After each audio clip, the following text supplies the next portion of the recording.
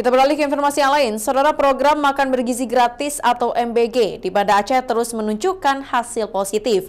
Pemerintah kota memastikan hingga saat ini pelaksanaannya berjalan lancar tanpa adanya laporan keracunan maupun gangguan kesehatan dari peserta didik. Program MBG di Banda Aceh berjalan lancar. Hal tersebut diungkap oleh Wali Kota Banda Aceh saat meninjau pangan murah Kota Banda Aceh. Saat ini program MBG hampir merata ke seluruh sekolah di Banda Aceh.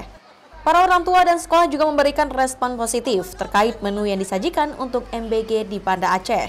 Para siswa juga antusias menikmati makanan tersebut.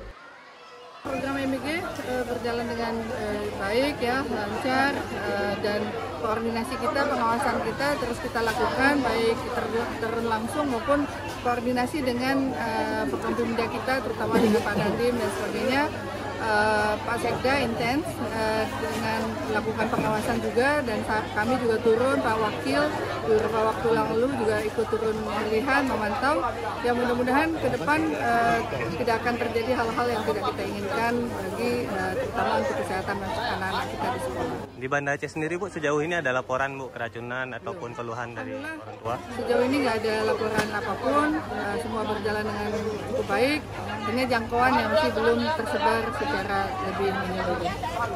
Namun pihak sekolah maupun orang tua diminta untuk melapor jika menemukan adanya hal-hal mencurigakan di menu MBG, seperti rasa yang berubah atau bau yang tak sedap, untuk mencegah terjadinya keracunan seperti di daerah-daerah lain. Syahril, Kompas TV, Banda Aceh.